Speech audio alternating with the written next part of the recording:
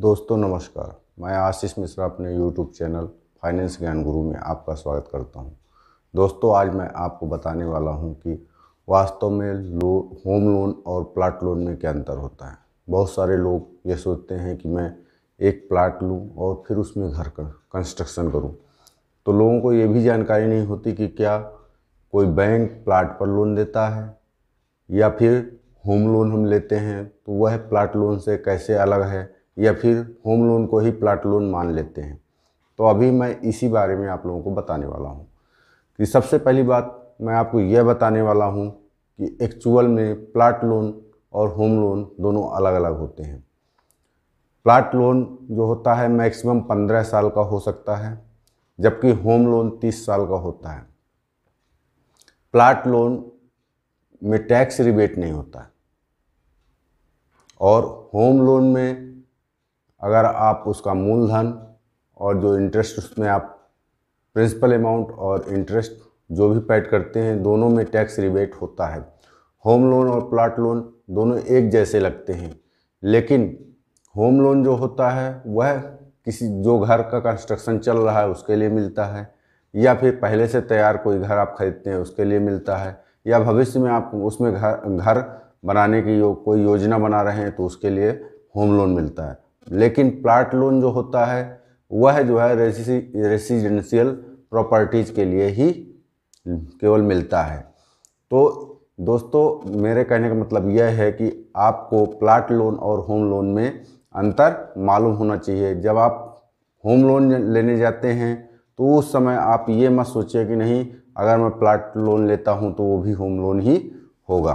तो अभी मैं आपको एक बात और भी बताने वाला हूं कि आपको यह भी जानकारी होनी चाहिए कि प्लाट लोन के बारे में, कि आपको कहां कहां प्लाट लोन मिल सकता है और किस किस पर्पज़ से मिल सकता है। अगर आप कहीं गांव में कोई ज़मीन खरीद रहे हैं तो वहां पे प्लाट लोन आपको नहीं मिलेगा। गांव के कोई भी ज़मीन आप खरीदते हैं तो उसमें कोई भी बैंक जल्दी से प्लाट लोन नहीं देता है। दूसरा है कि इंडस्ट्रियल कमर्शियल पर्पज़ के लिए अगर आप कोई प्लॉट खरीदते हैं तो उसके लिए भी प्लाट लोन बैंक नहीं देती है। तीसरा है, अगर आप एग्रीकल्चर पर्पज़ के लिए सपोज दैट खेती करने के लिए आप कोई प्लाट खरीदते हैं तो उसमें भी आपको प्लॉट लोन बैंक नहीं देती है।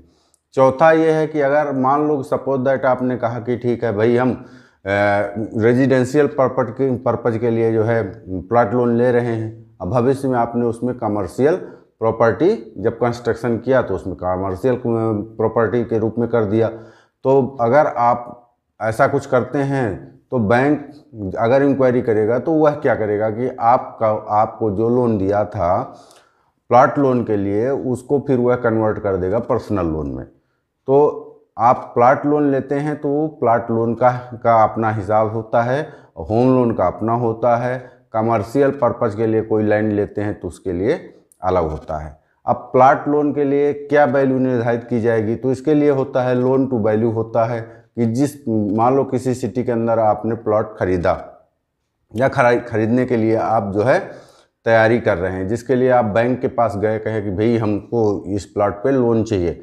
अब बैंक आपको कैसे लोन देगा, तो वो क्या करता है, लोन टू वैल्यू उस प्रॉपर्टी का जो है वह पूरा वैल्यू निकालता है कि वास्तव में इस प्रॉपर्टी की कितनी वैल्यू है, और जितनी वैल्यू होगी उस प्रॉपर्टी का जो है वह क्या करेगा, 70% तक मैक्सिमम आपको लोन दे देगा। 30% उस प्रॉपर्टी का जो भी होगा पैसा उसको आपको पे करना होगा। इस तरह से जो है निर्धारित किया जाता है। लेकिन अगर आप जो है यही होम लोन लेते हैं तो होम लोन में आपको 90% तक लोन मिल जाता है और 10% आपको अपने पास से लगाना पड़ता है। तो यह दोनों में अंतर होता है। प्रॉपर्टी अगर आप प्लॉट खरीदते हैं तो प्रॉपर्टी को आपको सिक्योरिटी के रूप में बैंक में जमा करके रखना पड़ता है, और वह 65 से 75% की कीमत के आधार पे ही मैक्सिमम आपको जो है प्लॉट पे लोन मिल सकता है। प्लॉट लोन का इंटरेस्ट भी जो है होम लोन की अपेक्षा लगभग 1% अधिक होता है।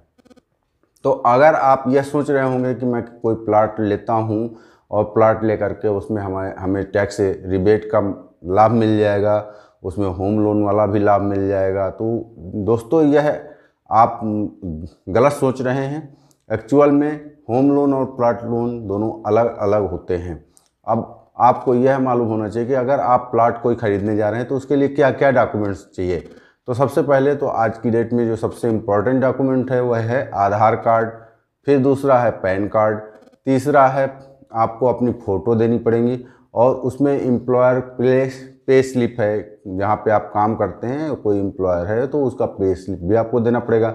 इसके बाद फॉर्म 16 अगर पिछले 2 साल के हैं आपके पास तो उसको देना पड़ेगा।